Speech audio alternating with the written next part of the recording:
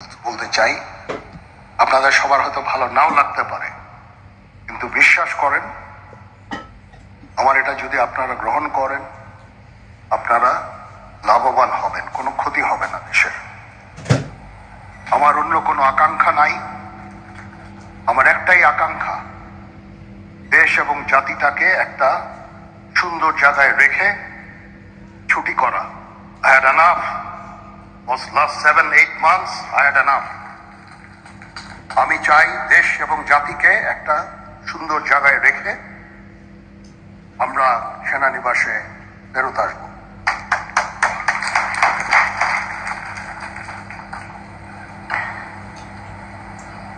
আরেকটা জরুরি বিষয় যেটা আমি ভাবলাম যে আপনাদের সাথে আমি শেয়ার করি, দেশের এই আইন শৃঙ্খলা পরিস্থিতি খারাপের পিছনে কিছু কারণ আছে। প্রথম কারণটা হচ্ছে যে আমরা নিজেরা হানাহানির মধ্যে ব্যস্ত, একজন আরেকজনের বিরুদ্ধে বিষোদ্গারে ব্যস্ত। এটা একটা চমৎকার সুযোগ অপরাধীদের জন্য।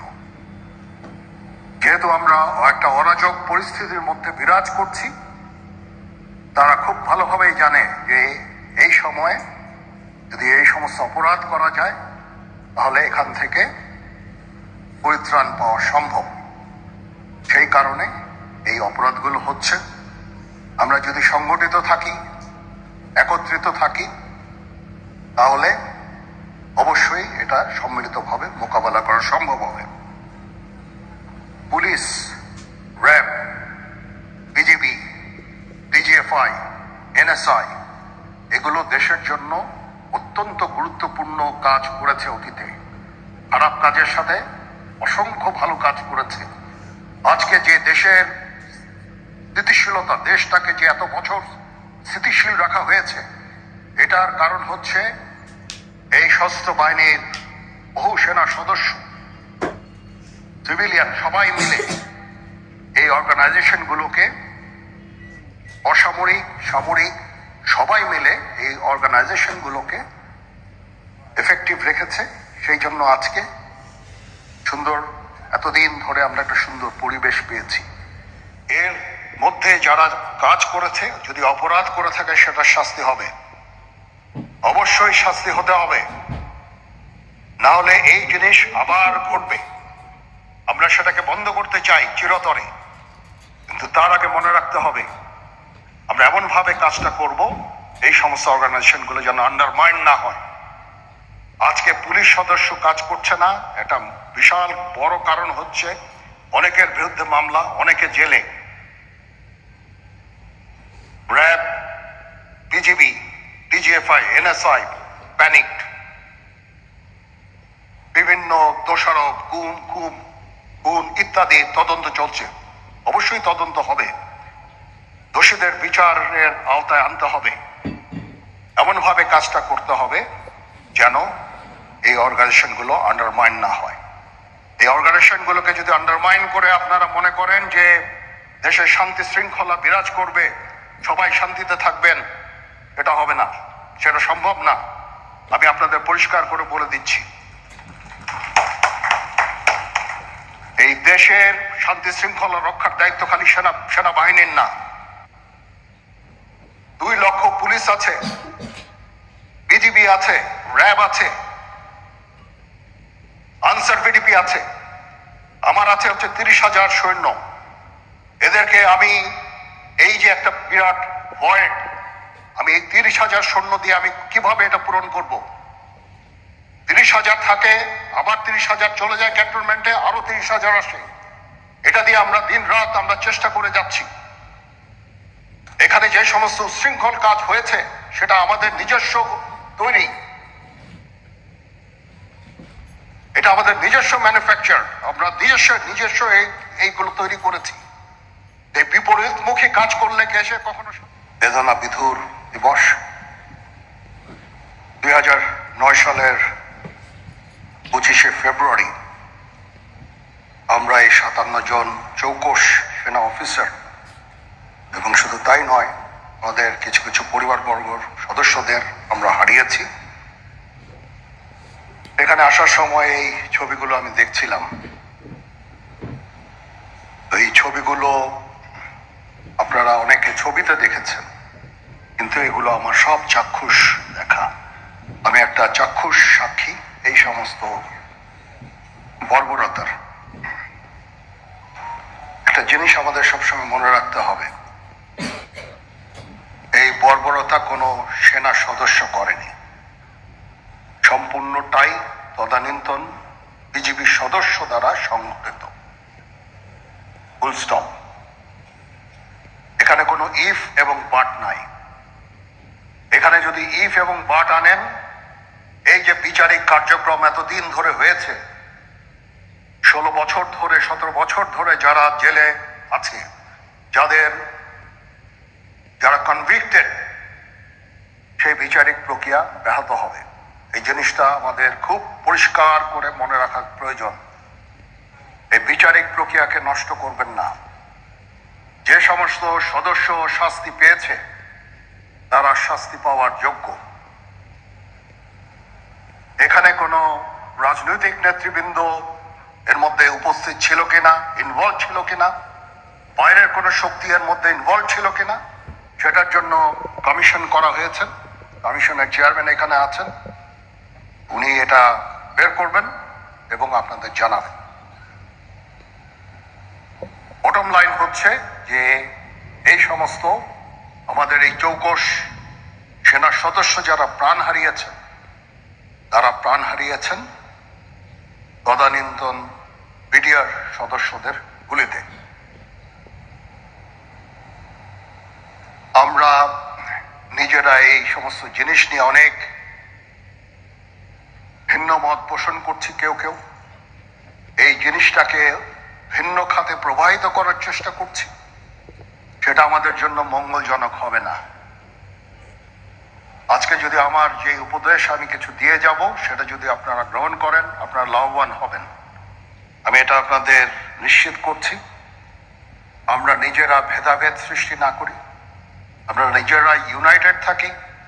আমাদের মধ্যে যদি কোনো সমস্যা থেকে থাকে, কোনো ব্যত্যয় থেকে থাকে, কোনো গ্রিভান্সেস থেকে থাকে, সেটা আমরা আলোচনার মাধ্যমে সমাধান করব।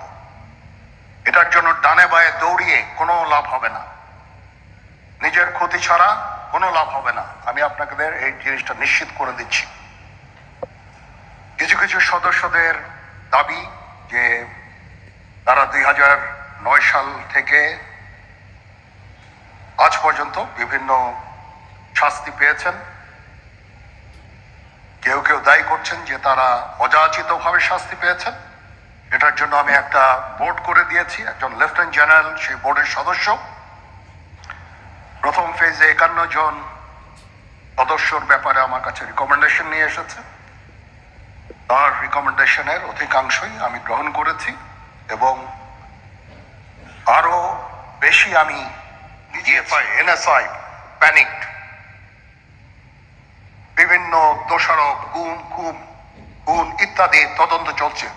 অবশ্যই তদন্ত হবে, দোষীদের বিচারের আওতায় আনতে হবে। এমনভাবে কাজটা করতে হবে যেন এই অর্গানাইজেশনগুলো আন্ডারমাইন না হয়। এই অর্গানাইজেশনগুলোকে যদি আন্ডারমাইন করে আপনারা মনে করেন যে দেশে শান্তি শৃঙ্খলা বিরাজ করবে, সবাই শান্তিতে থাকবেন, এটা হবে না, সেটা সম্ভব না। আমি আপনাদের পরিষ্কার করে বলে দিচ্ছি, এই দেশের শান্তি শৃঙ্খলা রক্ষার দায়িত্ব খালি সেনাবাহিনীর না। 2 লক্ষ পুলিশ আছে, বিজিবি আছে, র্যাব আছে, আনসার বিডিপি আছে, আমার আছে হচ্ছে 30,000 সৈন্য। এদেরকে আমি এই যে একটা বিরাট ভয়েড, আমি এই 30,000 সৈন্য দিয়ে আমি কিভাবে এটা পূরণ করব? 30,000 থাকে, আবার 30,000 চলে যায় ক্যান্টনমেন্টে, আরো 30,000 আসে। এটা দিয়ে আমরা দিন রাত আমরা চেষ্টা করে যাচ্ছি। এখানে যে সমস্ত উচ্ছৃঙ্খল কাজ হয়েছে সেটা আমাদের নিজস্ব তৈরি, এটা আমাদের নিজস্ব ম্যানুফ্যাকচার, আমরা নিজস্ব এইগুলো তৈরি করেছি। এই বিপরীতমুখী কাজ করলে দেশে কখনো শান্তি শৃঙ্খলা আসবে না। এই জিনিসটা আপনাদের মনে রাখতে হবে।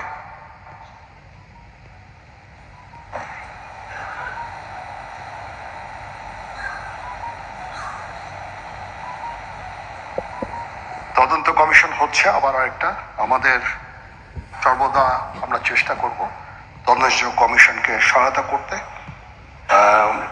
যে ধরনের সাহায্য সহযোগিতা প্রয়োজন হয় আমরা করব। আমরা দেশে একটা ফ্রি ফেয়ার অ্যান্ড ইনক্লুসিভ একটা ইলেকশনের জন্য দিকে ধাবিত হচ্ছে, এবং তার আগে যে সমস্ত সংস্কার করা প্রয়োজন অবশ্যই সরকার সেদিকে খেয়াল করবেন। আমি যতবারই ডক্টর ইউনূসের সাথে কথা বলেছি, হি কমপ্লিটলি এগ্রিজ উইথ মি, যেটা আমি এর প্রথমেই বলেছিলাম যে 18 মাসের মধ্যে একটা ইলেকশন। আমার মনে হয় যে সরকার সেদিকেই ধাবিত হচ্ছে। ডক্টর ইউনূস যথাসাধ্য চেষ্টা করে যাচ্ছেন এই দেশটাকে ইউনাইটেড রাখতে, কাজ করে যাচ্ছেন উনি।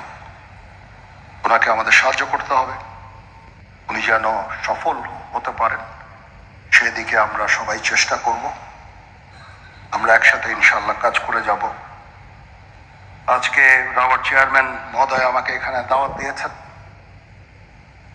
উনি চেয়ারম্যান হওয়ার পরে এটা দ্বিতীয়বার আমি এসেছি।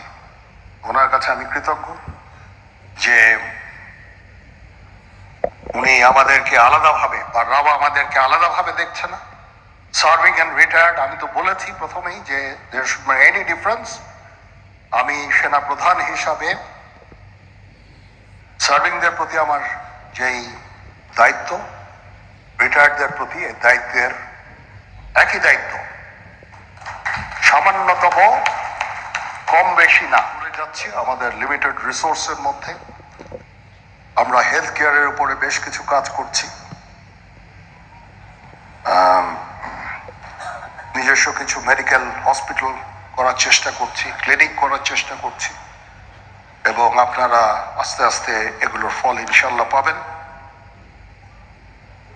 আসেন আমরা নিজেদের মধ্যে মারামারি কাটাকাটি না করে আমরা ইউনাইট আওয়ারসেলস, দেশ জাতি যেন একসাথে থাকতে পারি সেদিকে আমাদের কাজ করতে হবে। আমাদের মধ্যে মতের বিরোধ থাকতে পারে, চিন্তা চেতনার বিরোধ থাকতে পারে, কিন্তু দিন শেষে যেন আমরা সবাই দেশ এবং জাতির দিকে খেয়াল করে আমরা যেন এক থাকতে পারি। তাহলে এই দেশটা উন্নত হবে, এই দেশটা সঠিক পথে পরিচালিত হবে। না হলে আমরা আরো সমস্যার মধ্যে পড়তে যাব। বিশ্বাস করেন,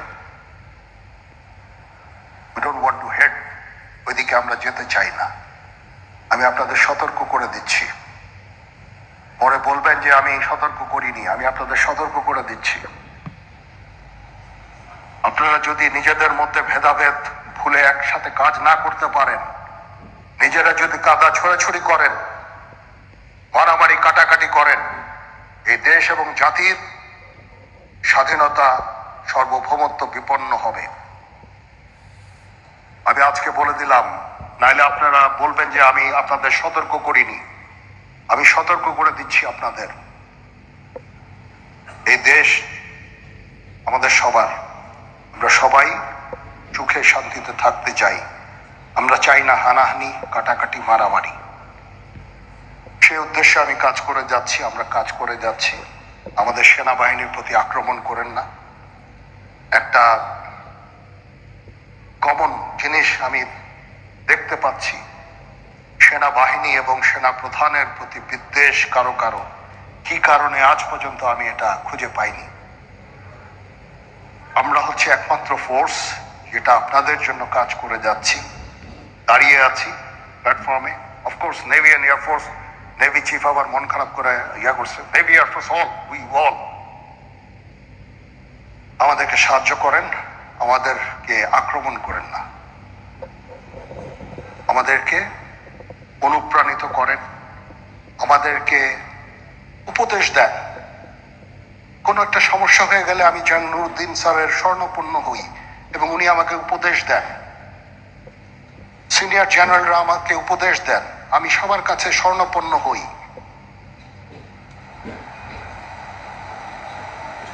আমাদের প্রতি আক্রমণ করেন না, উপদেশ দেন। আমরা অবশ্যই ভালো উপদেশ গ্রহণ করব। আমরা একসাথে থাকতে চাই এবং দেশ এবং জাতিকে এগিয়ে নিয়ে যেতে চাই। সবাই ভালো থাকবেন। কর্নেল হকের প্রতি আন্তরিক কৃতজ্ঞতা। উনি আমাকে সুযোগ করে দিয়েছেন আজকে এখানে আপনাদের সাথে এসে কথা বলার জন্য। একটু মন খুলেই কথা বললাম। এতদিন যে কথা মনের মধ্যে ছিল সবসময় প্রকাশ করতে পারি না, প্রকাশ করাও যায় না। আজকে প্রকাশ করে ফেললাম। আমি জানি না এখানে অনেক মিডিয়া আছে, মিডিয়া না থাকলেই মনে হয় ভালো হতো। সবার সামনে আমি আমার মনের কথাটা প্রকাশ করে ফেললাম। কাউকে যদি দুঃখ দিয়ে থাকি আমাকে ক্ষমা করবেন। চলেন, আসেন আমরা একসাথে কাজ করি, দেশ এবং জাতিকে একটা সুন্দর জায়গায় নিয়ে যাই। এখানেই আমাদের ছেলে মেয়েরা বাস করবে। তাদের জন্য এমন কোনো স্থান আমরা রেখে না যাই যেখানে হানাহানি, কাটাকাটি, মারামারি হবে। আমাদের পরবর্তী প্রজন্ম এই দেশে তাহলে থাকতে পারবে না। সবাই ভালো থাকবেন। আল্লাহ হাফেজ।